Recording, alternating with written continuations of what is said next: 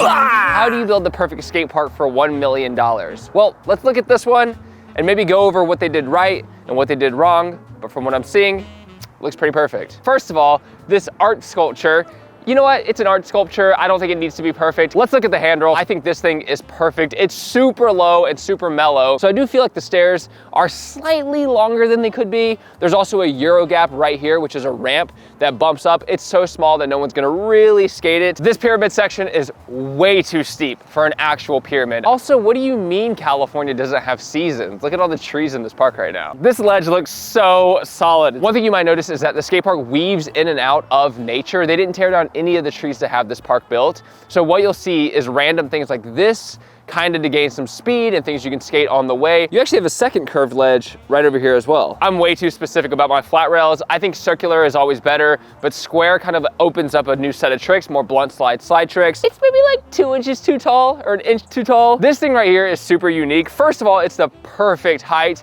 and length to learn new manual tricks. It's a small drop and they each have hubbas that go down. They added the Wally effects in case you want to get creative. I think Spawn Ranch built this park and it's a bunch of skateboarders. So of course they're gonna know to add these extra dimensions, but they're like, let's throw this bank to ledge in the middle. It also has a slight slant up so you can do Wally grind tricks easier. I'm sure if I was better at transition, I would love these clamshell quarter pipes more. You have this entire section. As for the hubbas, they are the perfect height.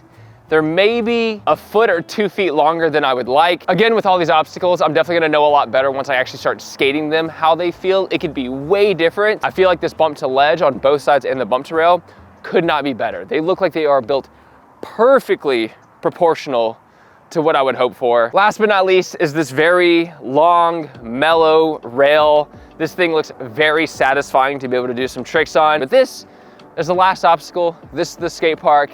What do you think? 10 out of 10. Can't wait to skate it.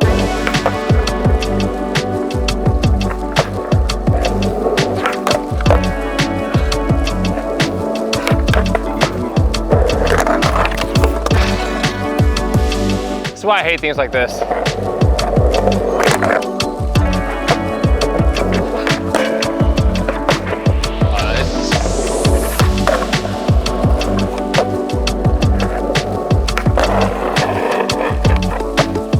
Ugh.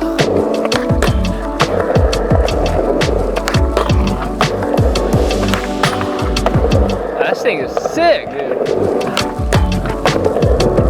It's very windy, I'll say that.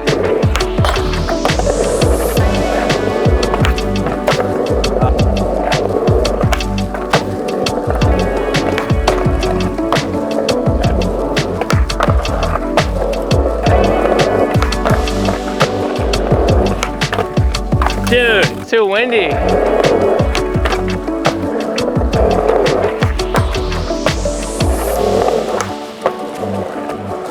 Too windy. Ah, man, like the thing I was looking forward to the most is the thing that the wind affects the most, which is like the bump to rail, bump to ledge, all that stuff. So not for today, unfortunately. We moved on to the last obstacle. Kind of sad about the wind. I feel like I really had a lot of things that I wanted to do, and now I'm gonna have to limit it to just a few sections that actually go with the wind. But we, of course, have to at least tap this one. It's scary. Woo! Woo! Ugh.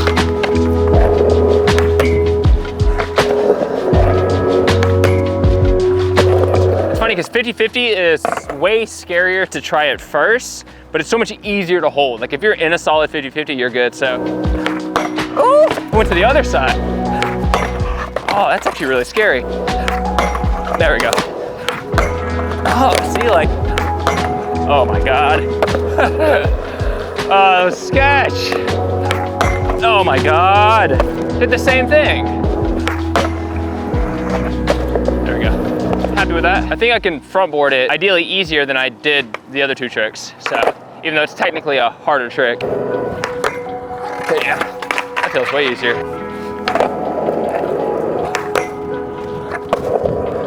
So much easier than the other two. Wow. That thing is super fun. You can definitely do like a basic trick, and as long as it's like kind of hard, it would be very impressive. Like I wanted to tail slide it. I think that'd be a really cool thing to try. I don't know if I can do it with the wind. Like weirdly, all three of the obstacles I wanted to skate the most are all affected by the wind.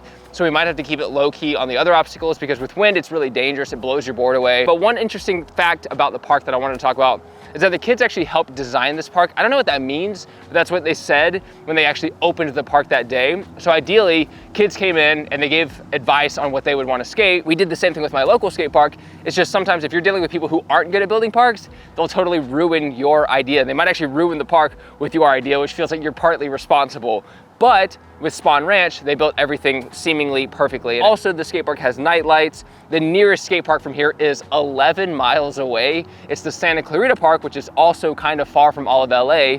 So there's not as many skate parks condensed in the area, basically in the valley north of LA, as I feel like there should be. This is the area where there's so much open space. You could build so many good skate parks. And that's basically it, 10,000 square feet, $1.3 million. It's kind of all I got about the park. But I might wrap up with trying to skate something low key and trying to get something impressive because we did drive all the way up here. Just a little bummed about the wind.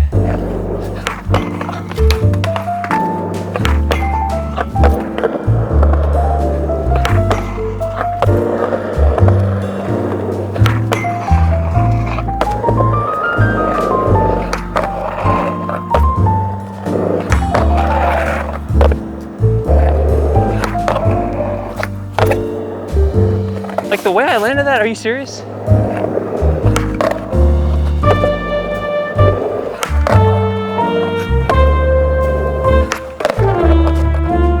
Man, kickflip Smith would be the move.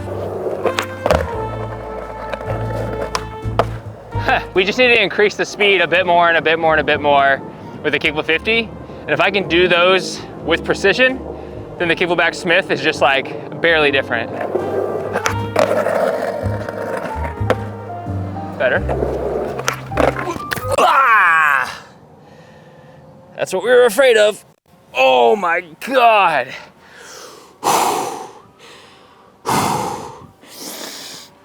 Oh my God, it slid. Oh my God, luckily I hit all my ribs at the same time. If there was like one, it would have definitely snapped. Moving on. Cracked my board.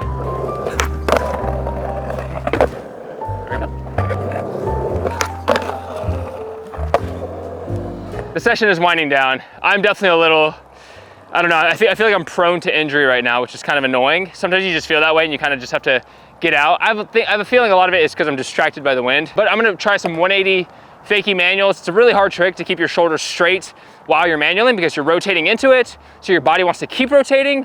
So I'm gonna try to fight that rotation and see if I can figure out how to hold the trick across this entire manual pad, because if I can, that'd be some evolution. Yeah, it's hard not to keep turning. There we go. I mean, that was it. Like, I actually figured out how to keep my shoulders straight. I feel like the ultimate move would be like to fakie flip out. Oh, it's fun. That is fun.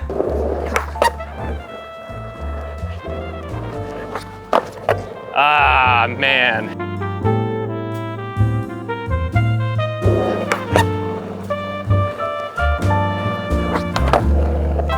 No.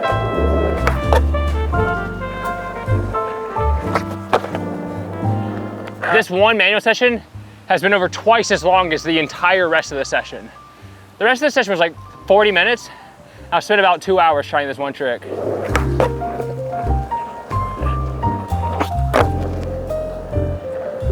I think I'm gonna keep it. So that's my preference of what the perfect skate park is. Obviously, some of you might like different types of obstacles, like more transition. I felt like it's not a very transition heavy park, but that's kind of how all the new skate parks in LA are being built. A lot of them don't include transition over 3 or 4 feet high, which for me is fine, obviously, and I think it's trying to prep more people for street skating because that's sort of what we're training for.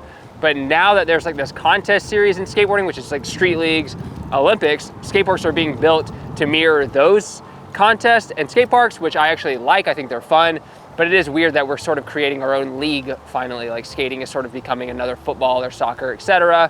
But obviously, it's your interpretation of the sport. If you're someone who likes to street skate, like I do, or skate parks or whatever, skateboarding is your own like isolated, solo, non-competitive thing, then that's what it is. I am so exhausted. I'm sure you can tell. My eyes are literally watering from trying not to just like lay over. I'm gonna call my wife, I'm gonna go home, I'm gonna relax. Hope you enjoyed this video. Stay tuned for more skate park reviews, more skating in general, more things about skating. I tried to kind of veer away from this for a little while, and then I missed it incredibly. So I'm trying to navigate this whole YouTube water, but thank you for being here. Thank you for enjoying. I'll see you next time. Take care, progress daily, and keep killing it.